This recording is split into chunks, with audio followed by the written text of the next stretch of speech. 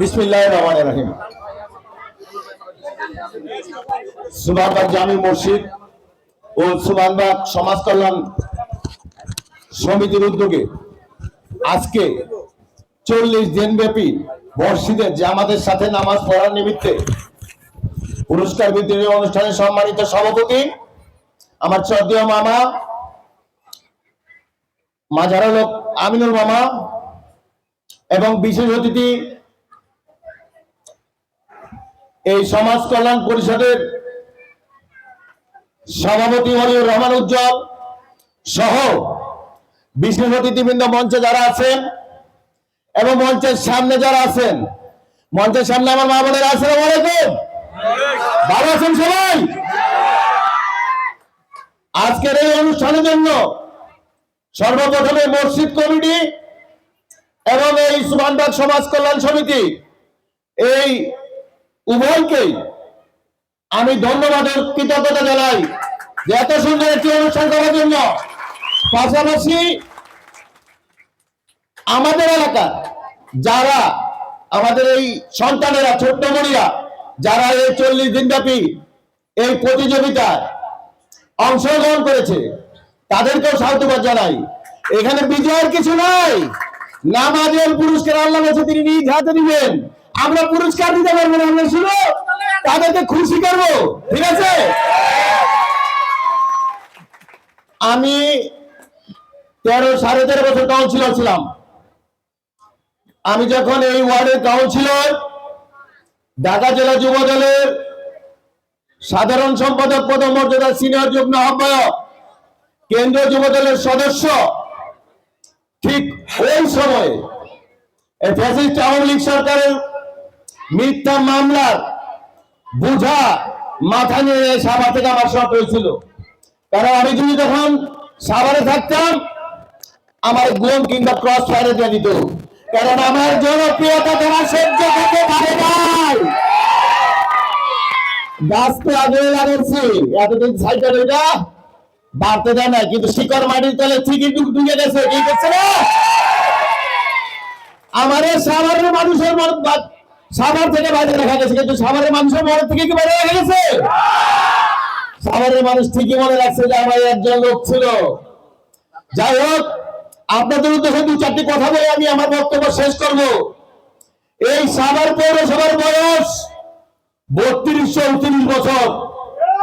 দীর্ঘদিন এইখানে যারা দায়িত্ব পালন করছেন তাদের অভিজ্ঞতার অভাব কিংবা তাদের গাফলতি কিংবা তাদের সক্ষমতার অভাব, যেভাবে সাভার পৌরসভার উন্নয়ন হওয়ার কথা ছিল, আমরা কি সেই কাঙ্ক্ষিত উন্নয়ন পাইছি? কেন পাইনি? এরা কখনোই সাভারের জনগণের প্রতি মনোনিবেশ করে নাই, তাদের দিকে খেয়াল করে নাই। আমি যেহেতু 13.5 বছর কাউন্সিলর ছিলাম, সমস্যা কোথায় আমি দেখছি এবং সমাধান করার জন্য মনস্থির করছি। এটা একটা বিশেষ শ্রেণীর পৌরসভা, এরপরে সিটি কর্পোরেশন। আপনারা বুঝতে পারছেন? এরকম একটা পৌরসভা নাগরিকের জন্য একটা পার্ক থাকার দরকার। সাভার পৌরসভা পার্ক আছে? এরকম একটা পৌরসভায় পৌরসভার নিজস্ব একটা কবরস্থান থাকে, মেয়র ইসলাস এবং গরিব মানুষের কবর দেওয়ার জন্য আছে। এরকম একটা পৌরসভায় সুষ্ঠু ময়লার ব্যবস্থাপনার জন্য একটা ময়লার বাগার থাকার কথা ছিল, আছে? আপনার বাড়ির সামনে ময়লা পয়সা নষ্ট, এক দুর্গন্ধ বেড়ে যায়, আপনি ঠিক মতো বাসায় থাকতে পারেন না। কি আমি কি মিথ্যা বলছি? যে রকম গ্রামের সুযোগ সুবিধা থাকা দরকার, যে রকম রাস্তাঘাট থাকা দরকার, তার 20 ভাগও কিন্তু সাভার পৌরসভায় নাই। আপনি এখন এইখান থেকে বেরিয়ে সাভার স্ট্যান্ডে যাবেন, সিটি সেন্টারের সামনে দেখবেন রিক্সার জাম। আপনি এমন জামের মধ্যে রিক্সা নিয়ে গাড়ি নিয়ে আপনি বেরোতে পারবেন না, হাইটে যাওয়া লাগবে। কি মিথ্যা বলছি? এর ঠিক একই পরিস্থিতি সাভারের প্রত্যেকটা রাস্তার মাথায়। এরকম অবস্থা তৈরি হওয়ার কারণ কি? যারা নাগরিক, যারা ট্যাক্স দেয়, যাদের ট্যাক্সের পয়সা পৌরসভার স্টাফের বেতনে হয়, যাদের ট্যাক্সের টাকায় পৌরসভার মেয়র তার সম্মানী ভাতা নেন, যাদের ট্যাক্সের পয়সায় পৌরসভার রাস্তাঘাট হয়, এগুলো অবমূল্যায়ন হয়েছে, সঠিকভাবে মূল্যায়ন করা হয় না আপনাদের ট্যাক্সের টাকা। আমি আপনাদেরকে বলি, বাংলাদেশের রাজধানী ঢাকা, ঢাকার রাজধানী এই সাভার কিন্তু এত অবহেলায় থাকার কথা না।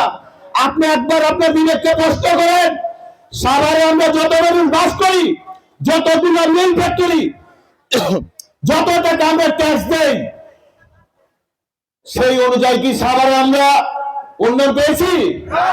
সাভার থানা, সাভার উপজেলায় ব্যাপী যত ট্যাক্স গভর্নমেন্ট পায়, উত্তরবঙ্গের কোন জেলা অত টাকা ট্যাক্স দেয় না। তাহলে আমরা কেন উন্নয়ন পাই না?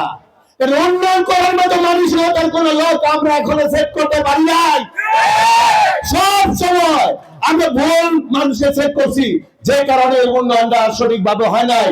কেউ চেষ্টা করছে, কেউ করে নাই। একজন তো গেলে দুইবার তার বুটি লাগে না, বুট ছাড়াই দিচ্ছে। কি মিথ্যা বলছি?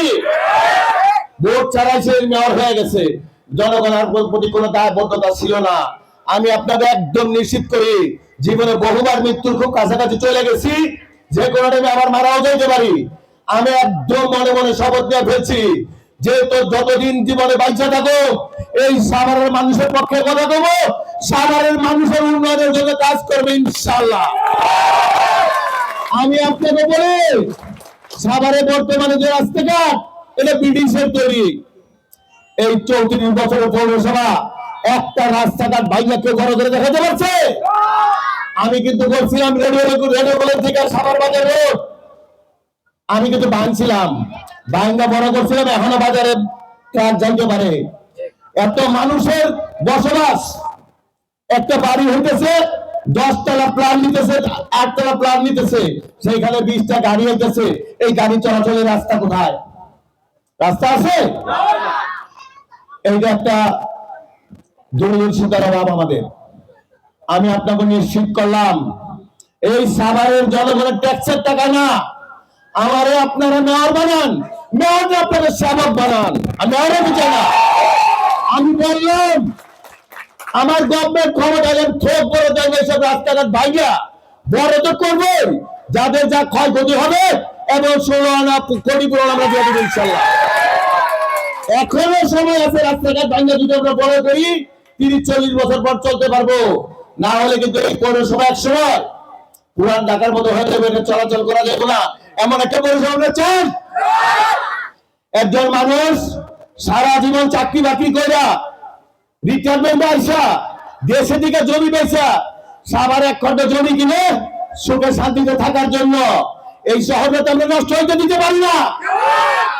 এই শহরে বর্তমান যে সমস্যা, আমি এসে যেটা পাইছি, মাদক, ছিনতাই আর কি শুনেন, আমি আইসিআরের বিরুদ্ধে যুদ্ধ ঘোষণা করছি। ছিনতাইকে আগের চেয়ে একটু কমাইতে পারছি না, মাদক তো মোটামুটি একেবারে শেষ পর্যায়ে নেওয়ার প্ল্যানে আছি। দেখেন আপনারা কোন পর্যন্ত পৌঁছাই দিচ্ছে এটারে। এই সাভারের মাদকের বিপদে বেঁধে মারা, সেই বেদেরাও কিন্তু মাদকের বিরুদ্ধে মিছিল করছে। কারণ চতুর্মুখী আমার চাপ ছিল, চাপ এমনও অফার ছিল যে 10 বড়ি স্বর্ণ দিয়ে আমারে ধানে শীষ বানায় আমার সম্বর্ধনা দেব। আমি রাজি হই নাই, কারণ আমি রাজি হইলে ওইখানে গেলে পরের দিন আবার কি হইতো, আবার মাদক বাজা শুরু হইতো। এটা বন্ধ করে দিছি। একদিন আমি সাভার পাল্টাইতে পারব না। এই সাভারের মানুষের জায়গা উঠতে হইব, তাদের এই শহর মনে করতে, এই শহর আমার, এই শহরের বাসিন্দা আমি মারা গেলে, আপনি মারা গেলে আমাদের সন্তানরা এই শহরে থাকবো, তাদের জন্য একটা নিরাপদ শহর চান না আপনারা? তার জন্য আপনাকে একজন সঠিক মানুষ বিবেচনায় নিতে হইব। আপনারা যাকে মনে করবেন যে তাকে দিয়ে এরকম কাজ করা সম্ভব, আমি আপনাকে ছেড়ে দেব, তারাই ভোট দিবেন, তারাই ভোট দিবেন। আমি প্রতিটা জনসভায় বলি আমি আমার ভোট চাই না। আমি বলি আমার কাজ, আমার কর্ম, আমার আচার আচরণ যদি আপনাদের ভালো লাগে তাহলে আমার ভোট দিবেন ইনশাআল্লাহ। আমি এই সাবার পাল্টা দিতেছি আমি যদি মেয়র হই আমি বললাম আপনারা একটা পৌর পার্ক পাবেন। এই পৌরসভায় যত খাস জমি বিভিন্ন মানুষের দখলে চলে গেছে সব আমি পৌরসভায় আওতা নিয়ে আসবো ইনশাল্লাহ। এই ছোট জায়গা হলে বাচ্চাদের জন্য প্লেগ্রাউন্ড, মায়েরা যাতে সন্ধ্যার পর সকালে একটু হাঁটাহাঁটি করতে পারে তার জন্য ওয়াকওয়ে তৈরি করে দেবো, আগে বাউন্ডারিটা ঘেরাতে দেবো, নিরাপত্তার সাথে হাঁটবো। এটা শুধু আমার ওয়ার্ড না, সারা পৌরসভায় করবো। পৌরসভা কবরস্থানে অবশ্যই হবে, অবশ্যই হবে, অবশ্যই হবে। এই ময়লা নিয়ে যে সমস্যা আছে এটাও সমস্যা সমাধান করে দিব। মেয়র হলে বাংলাদেশে যারা পরিবহনের এক্সপার্ট এমন মানুষকে নিয়োগ দিয়া তাদেরকে দায়িত্ব দেবো, সারা সাভার পৌরসভা সার্ভে করবে।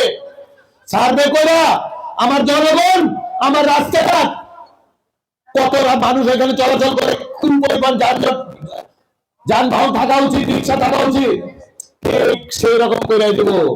সুরানবাগ রোডে যদি রিক্সার ড্রাইভারের যদি বেগি থাকে, ড্রেস থাকে হলো, আরেক জায়গায় যাবে লাল। আমরা একদম চেক আউট করে দেবো কোন রিক্সা কোনো যাত্রী এক জায়গায় আরেক জায়গায় নিয়ে যায় চিন্তা করবো, এই সুযোগ আমরা দিব না। একদম প্রত্যেকের রিক্সা প্রত্যেকটা রোডেই থাকতে হইব এবং আমরা নিয়ম করে দেবো। সুভানবাবু যদি সার্ভে করে বলে সুভানবাগ রোডে 100 রিক্সা থাকা দরকার, পৌরসভা সুভানবাগ রোডে 100 রিক্সায় দিব, তার বেশি থাকতে দিব না। আমরা চেষ্টা করব এই সাভারের সুন্দর একটি আধুনিক শহর হিসাবে গড়ে তুলতে। বিগত 30 বছর হবেন আপনারা আমার সেবা করার সুযোগ দেন। 3 বছর এই সেই কাজ আমি দেখা দেবো, আমি পারি। আমি সব জায়গায় হবে যে আমি আপনাকেও মেয়র হইতে চাই, সেবক হইতে চাই, সেবক। আপনারা চেষ্টা করেন যার যার জায়গা থেকে আপনার আত্মীয় স্বজন, বন্ধু বান্ধব, দেশের মানুষ, পাড়া প্রতিবেশী যাদেরকে চিনেন খালি একটা মেসেজ পৌঁছে দেন যে আমাদের প্রার্থী খোরশেদ আলম, বাদ বাকিটুকু আল্লাহ ভরসা। আমি সারা সবার ঘুরি, সারা এলাকায় ঘুরি, আমার কাছে এখন মনে হয় 5টা। আপনারা যদি শেষ পর্যন্ত আমার পাশে থাকেন সারা বাংলাদেশে রেকর্ড পরিমাণ ভোট পাই আমি আপনাকে দেখা দেবো। তারপরে মেয়র ইনশাল্লাহ। পরিশেষে এই সুবহানাবাদ আমার নিজের এলাকা, নিজের ঘর। এই ঘরের মানুষের সামনে বক্তব্য বক্তৃতা দেওয়ার কিছু নাই। আপনারা ঐক্যবদ্ধ থাকবেন কিনা সেটা হাত তুলে দেখান। সবাই ঐক্যবদ্ধ আছেন? কোন বহিঃশত্রু যাতে আপনাদের মধ্যে কোন রকম কনস্পিরেসি করে আপনাকে যাতে এই বন্ধন নষ্ট করতে না পারে।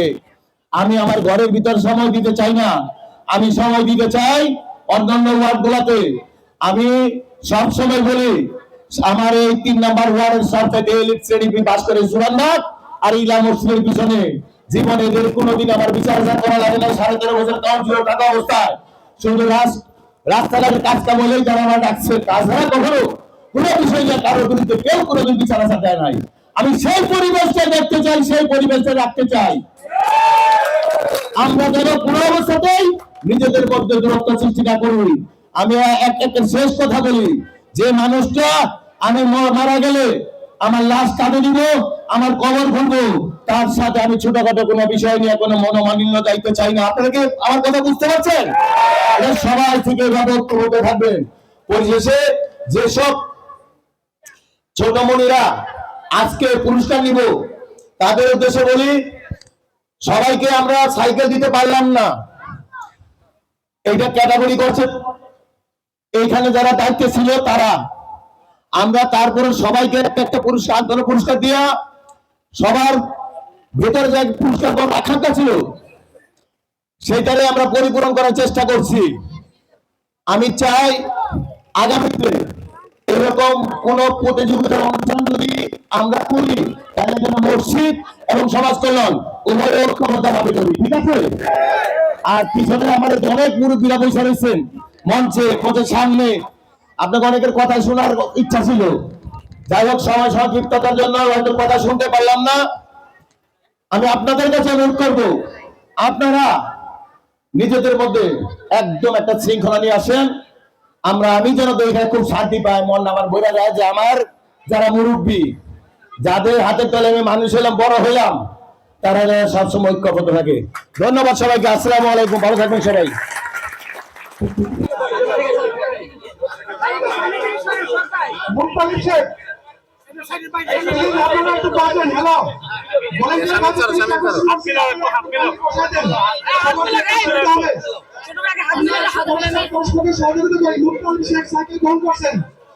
সবাই একটু বসি, সুশৃঙ্খল ভাবে একটু বসি।